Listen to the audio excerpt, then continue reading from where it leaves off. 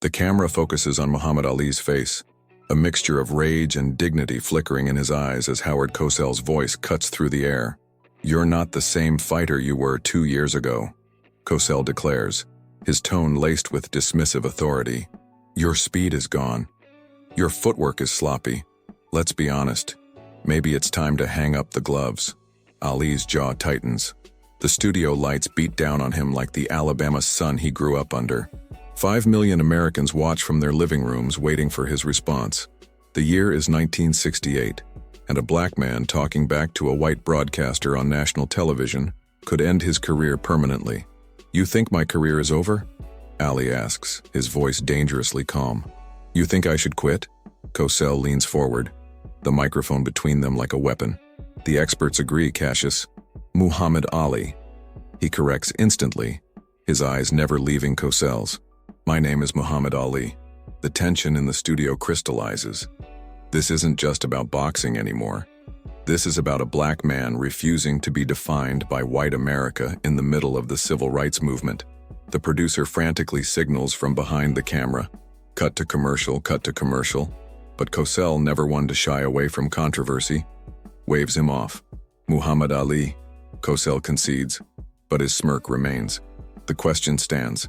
Every sports writer in America is saying your glory days are behind you. After your government stripped away your title, after 3 years away from the ring, do you honestly believe you can come back? The camera catches a flicker of something in Ali's eyes. Not defeat, but a spark igniting. He leans forward, matching Cosell's posture, and says, "Let me tell you something about comebacks, Howard. They aren't given. They're taken." In the control room, the network executives start to panic. This isn't the submissive, grateful athlete they expected. This is Muhammad Ali, unapologetic, unflinching, and he's about to show America exactly why they should never count him out. 24 hours earlier, Ali sits alone in his hotel room, newspaper clippings scattered across the bed, each headline more dismissive than the last. "Clay's career over. Has been heavyweight. The Louisville Lip finally silenced." They've reverted to calling him by his birth name, Cassius Clay, a deliberate disrespect to his Muslim faith. His manager, Herbert Mohammed, knocks and enters without waiting. "They're saying you shouldn't even do the Cosell interview," Herbert says, dropping another newspaper on the pile. "They're saying it'll be a public humiliation." Ali doesn't look up. "They've been trying to humiliate me my whole life, Herbert. This is different. This is national television. Cosell's prepared a whole segment on why you should retire. They're bringing up everything. The draft refusal, your conversion to Islam, your political statements. They're going to try to make an example of you."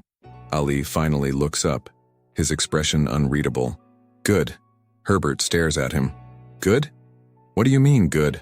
Ali stands up, his 6'3" frame unfolding like a predator waking from a nap. "They think they can corner me? They think they can shame me into disappearing?" He shakes his head. "They don't understand. The more they try to bury me, the more I grow. Ali, please, just be careful tomorrow. Don't antagonize them. Don't give them ammunition." Ali walks to the window looking out at the New York skyline. "You still don't get it, do you? This isn't about boxing anymore. This is about a black man standing up in a country that wants him on his knees." He turns back to Herbert. "I'm not just fighting for a title, I'm fighting for our people." Herbert sighs. "Just promise me you won't lose your temper." That's exactly what they want. Ali smiles, but it doesn't reach his eyes. "I won't lose my temper. I'll do something much worse." He picks up one of the newspaper clippings. "I'll prove them wrong." Back in the studio, the tension has reached a breaking point. Cosell adjusts his infamous toupee, a nervous habit, before continuing. "Prove us wrong? How exactly do you plan to do that, Muhammad? The Boxing Commission has stripped you of your title. You haven't fought in 3 years. Your prime athletic years, wasted because of your political convictions." The way he says political convictions drips with condescension.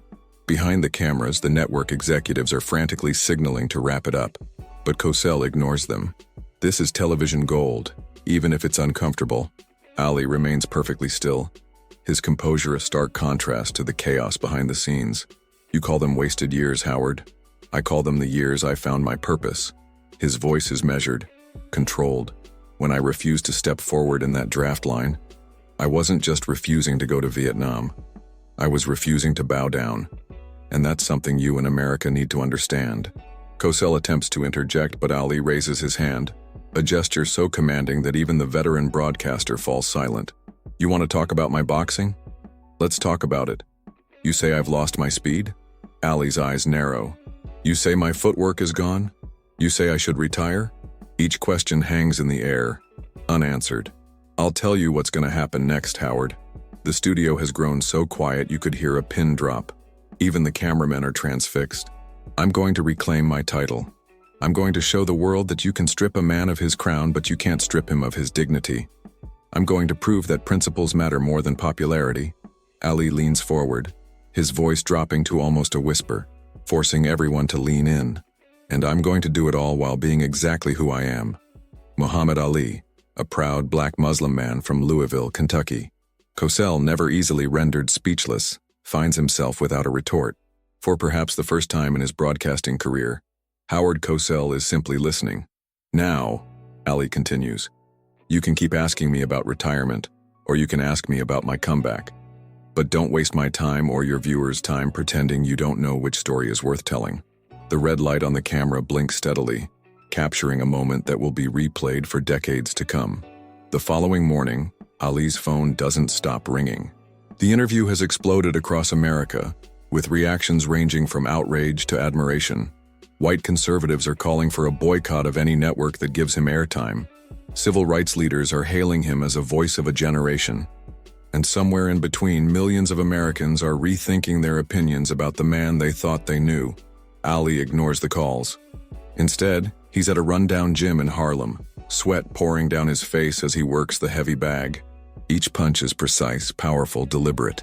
The gym owner, 70-year-old Sammy Davis, no relation to the entertainer, watches from the corner, his weathered face giving nothing away. They saying you embarrassed Cosell on national TV, Sammy finally says during a break. They saying you shouldn't have talked to him like that. Ali takes a swig of water. And what do you say, Sammy? The old man shrugs. I say talk is cheap. I say words don't win fights. Ali nods, wiping sweat from his brow. That's why I'm here, isn't it? Prove it, Sammy challenges, tossing him a jump rope. Show me the footwork Cosell says you've lost. For the next hour, Ali jumps rope with the grace of a dancer and the stamina of a marathon runner. His feet barely seem to touch the ground, moving with a rhythm that belies his 3-year absence from professional training. Young boxers stop their own workouts to watch, whispering among themselves. That's Ali, they say. The government took his title, but they couldn't take his gift. When he finally stops, even stoic Sammy looks impressed. You still got the speed, he admits. But speed ain't everything. What about your mind? What about your heart? Ali grabs a towel. My mind is sharper than it's ever been. And my heart? He pounds his chest. My heart belongs to something bigger than boxing now. Sammy steps closer. Then why come back at all? Why not just be a civil rights leader? Why risk getting knocked out and proving all those white commentators right? Because, Ali says, his voice dropping to a serious tone, some battles need to be fought in the ring. Some statements need to be made with these. He holds up his fists. When I win back that title, it won't just be a victory for Muhammad Ali. It'll be a victory for every black person who's been told they can't rise again after being knocked down. Sammy studies him for a long moment. You really believe you can do it, don't you? I don't believe it, Ali replies. I know it. As he's leaving the gym, a young boy, no more than 10 years old, approaches him shyly. Mr. Ali? The boy says, voice barely above a whisper. My daddy says you're a draft dodger and a troublemaker. Ali crouches down to meet the boy at eye level. And what do you think? The boy hesitates, then says, I think you're brave. I saw you on TV last night. You weren't scared of that white man at all. Ali's face softens. Being brave isn't about not being scared. It's about doing what's right even when you are scared. Were you scared? The boy asks, surprised. Every time I stand up for what I believe in, there's a little fear. Ali admits. But that fear reminds me that what I'm doing matters. He gently puts a hand on the boy's shoulder. Remember that, young brother. If what you're doing doesn't scare you a little, it might not be important enough. The boy nods solemnly as if receiving sacred wisdom. I'm gonna watch you win back your title, Mr. Ali. What's your name, young man? Michael. Well, Michael, when I win back that title, I'll remember you were one of the few who believed in me when everyone else was counting me out. As Ali walks away, Herbert is waiting by the car, his face grim. The network is furious. They're saying you ambushed Cosell. Ali laughs. Ambushed? I simply answered his questions honestly. This isn't a joke, Ali. They're threatening to blacklist you from television entirely. Ali's expression doesn't change as he gets into the car. Let them try. The truth doesn't need their permission to be heard. Herbert slides in beside him. The boxing commission called too. They're saying your behavior last night proves you're detrimental to the sport. At this, Ali finally shows a flash of anger. Detrimental to the sport? I am the sport. Without me, who would they even have? Another obedient fighter who says yes sir, no sir, and takes whatever scraps they offer. Ali. No, Herbert. I'm done apologizing for who I am. If they want me back in the ring, it'll be on my terms. I won't beg for what was stolen from me. I'll take it back. Herbert looks at his fighter, no, his friend, and sees something he hasn't seen in the 3 years since Ali's title was stripped. Fire. Pure, undiluted fire. All right, Herbert says quietly. So what's next? Ali looks out the window at the streets of Harlem where children are playing and adults are watching him with newfound respect. Next, we make them an offer they can't refuse. 3 days after the Cosell interview, Muhammad Ali stands at a podium in the ballroom of the Hotel Teresa in Harlem. Known as the Waldorf of Harlem, it's the heart of black cultural and political life in New York City. The room is packed with journalists, activists, community leaders, and everyday citizens who have come to hear what the former heavyweight champion has to say. Ali scans the crowd, noting the absence of representatives from the major television networks who claimed his interview with Cosell was inappropriate and unprofessional. Their absence speaks volumes about the racial divisions still plaguing America in 1968. Ladies and gentlemen, Ali begins, his voice carrying to the back of the room without need of the microphone. 3 days ago, I was asked if I should retire from boxing, if my time had passed, if my principles had cost me my career. He pauses, letting the words hang in the air. Today I have an answer. Not just for Howard Cosell, but for everyone who thought my story was over. The room is completely silent, hanging on his every word. I am officially announcing my return to professional boxing. The crowd erupts. Cheers, applause, and shouts of support drowning out anything else he might say. Ali raises his hands, waiting for quiet to return. But this comeback isn't just about boxing. This is about showing America something it desperately needs to see. That a man standing on principle cannot be broken.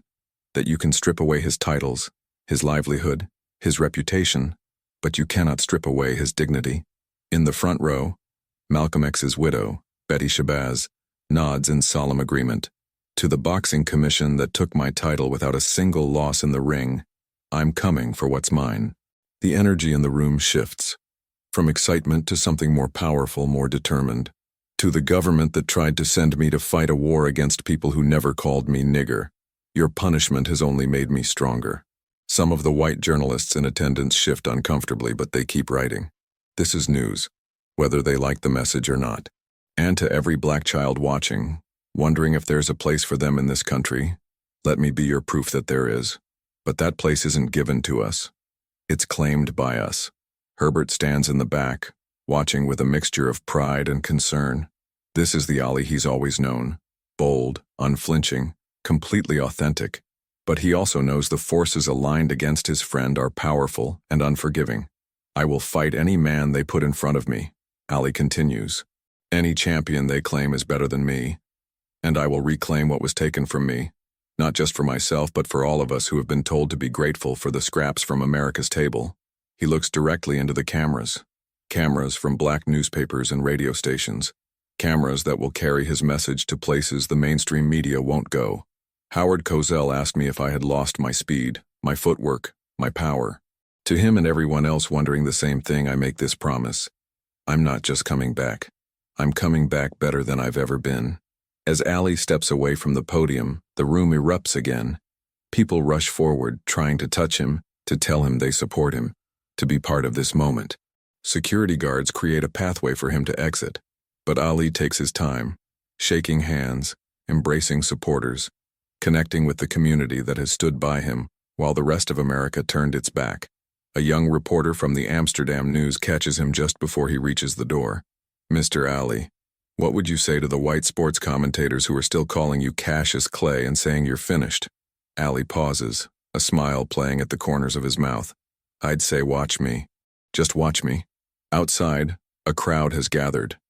Hundreds of people who couldn't fit inside the hotel but wanted to be present for this moment in history. When Ali emerges, they cheer, as if he's already reclaimed the championship. A black Cadillac waits at the curb, but Ali doesn't immediately get in. Instead, he walks along the line of people, touching hands, exchanging words, seeing and being seen by a community that recognizes his struggle as their own. Herbert finally manages to guide him to the car. That was some speech, he says as they pull away from the curb. But words won't get you back in the ring. The commission still controls the sanctioned fights. Ali seems unconcerned. They'll let me fight. How can you be so sure? Because boxing isn't about justice, Herbert. It's about money. And I'm still the biggest draw in the sport, even after 3 years away. Herbert isn't convinced. They took your title because of your stance on Vietnam and your conversion to Islam. Those things haven't changed. No, Ali agrees. But America is changing. Every day, more people are questioning the war. Every day, more black people are embracing their true identity instead of the one white America assigned them. He looks out the window at the streets of Harlem, at the people still waving as the car passes. The Boxing Commission can pretend this is about rules and regulations, but everyone knows the truth. This is about punishing a black man who refused to stay in his place. Herbert sighs. So, what's the plan? The plan is to make them an offer that exposes their hypocrisy. Ali says, I'll fight their champion, whoever he is. If I win, I get my title back. If I lose, he shrugs. Well, then they were right about me all along. And if they refuse? Ali's expression hardens. Then we take the fight to the court of public opinion.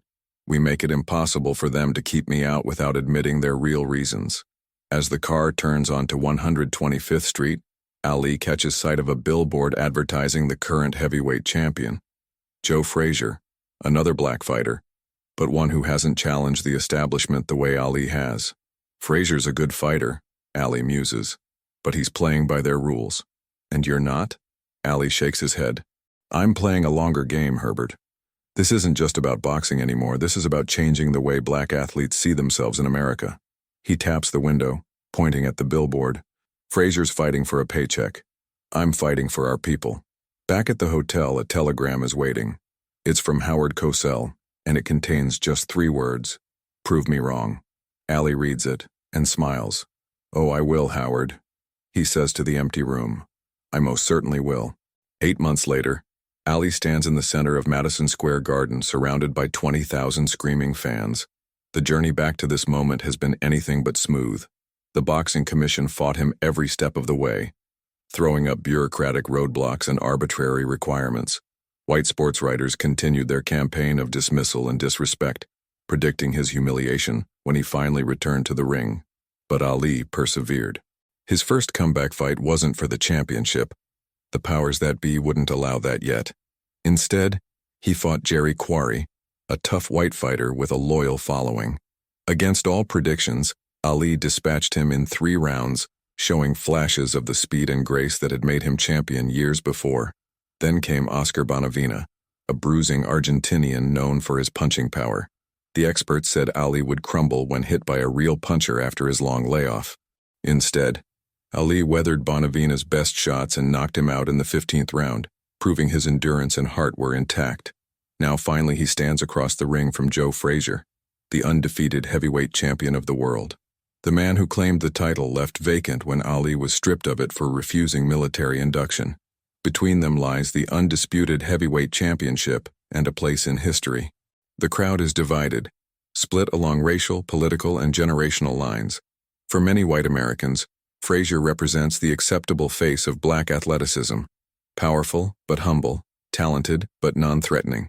For many in the black community, especially the youth, Ali represents something revolutionary: unapologetic blackness, religious freedom, and principled resistance to unjust authority.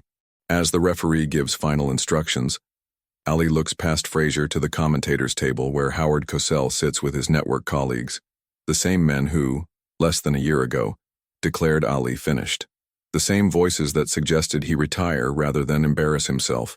The same establishment that thought they could silence him by taking away his livelihood. The bell rings, and Ali moves.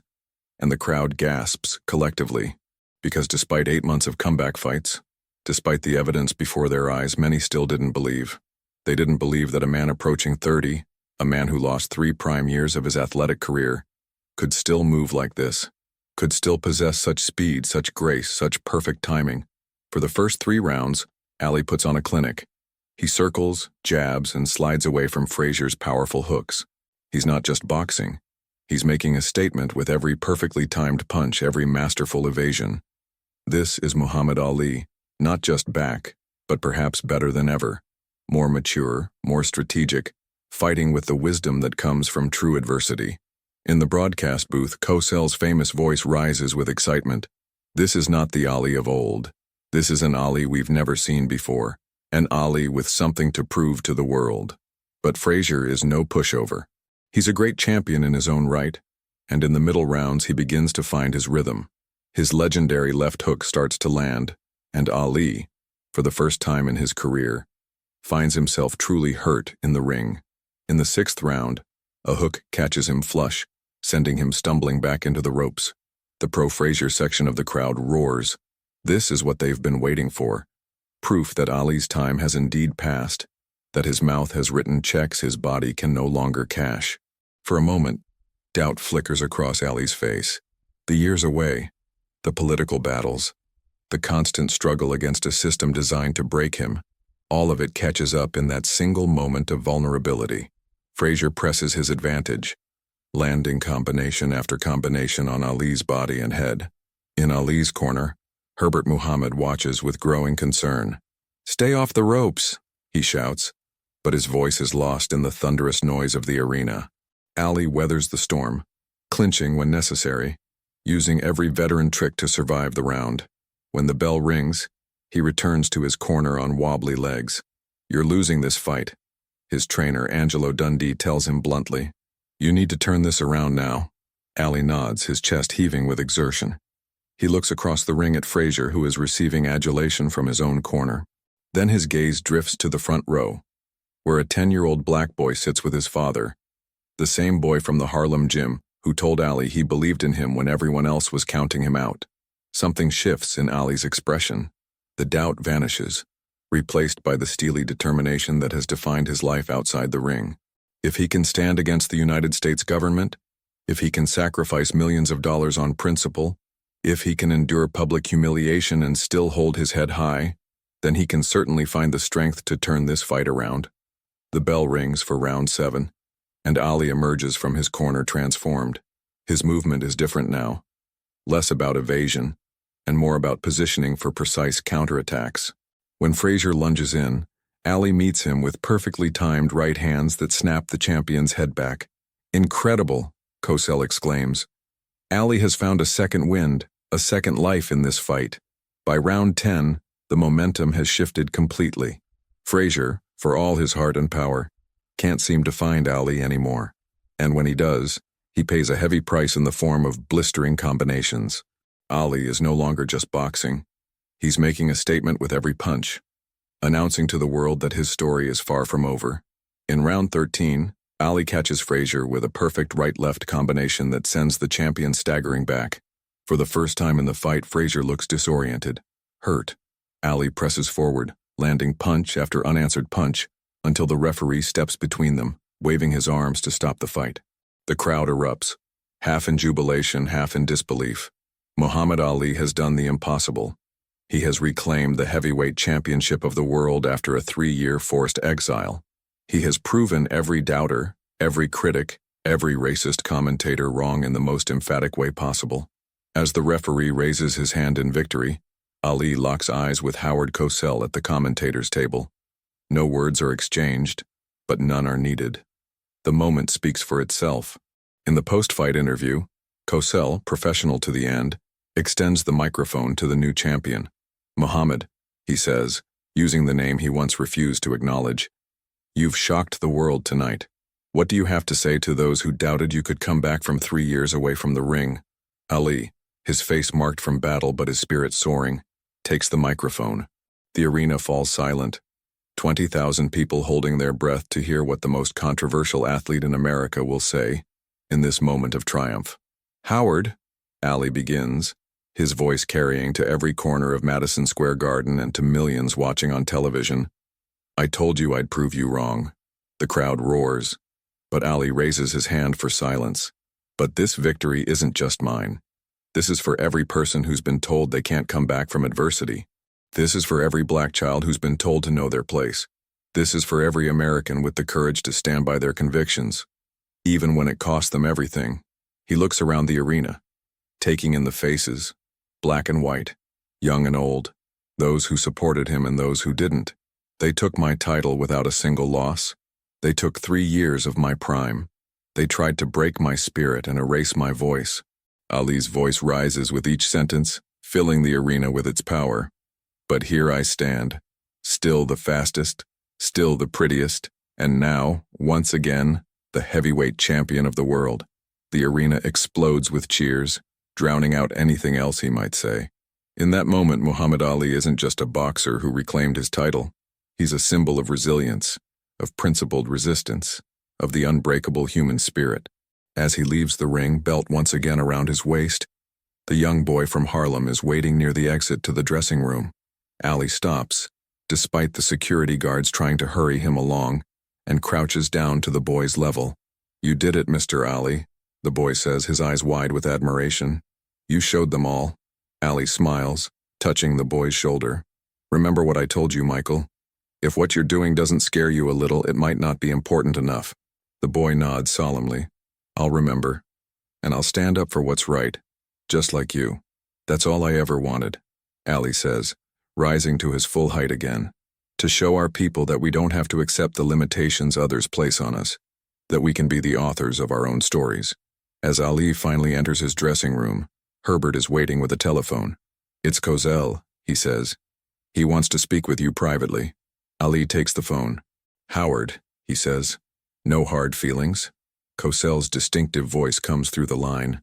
"None whatsoever, champ. You did exactly what I challenged you to do. You proved me wrong. And in doing so, you proved something to America that it desperately needed to see. And what's that, Howard? That principles and courage still matter in this world. That a man can stand alone against the tide and not be swept away." There's a pause, and when Cosell speaks again, his voice has lost its broadcaster's polish. "Thank you for that, Mohammed. We needed the reminder." Ali smiles. "Just doing my job, Howard. Just doing my job." As he hangs up the phone, Ali looks around the dressing room at his team, the people who stood by him when the rest of the world turned its back. "We did it," he says simply. "We showed them all that you can knock Muhammad Ali down, but you can't keep him there." Outside, the world is already changing. The headlines being written will speak of an unprecedented comeback, a resurrection, a triumph of will over adversity. Young black men and women across America are watching, learning, drawing inspiration from a champion who refused to compromise his identity or his principles. And in living rooms across the country, millions of Americans are rethinking their assumptions about this outspoken black athlete, about the war he refused to fight, about the religion he embraced, and about their own places in a rapidly changing world. Muhammad Ali has reclaimed more than just the heavyweight championship. He has reclaimed his voice, his platform, and his power to inspire change. In proving Howard Cosell and all the other doubters wrong, he has proven something far more important right, that one person standing firmly on principle can change the world around them, one mind at a time. The comeback is complete. The humiliation has been answered, and the world will never be the same.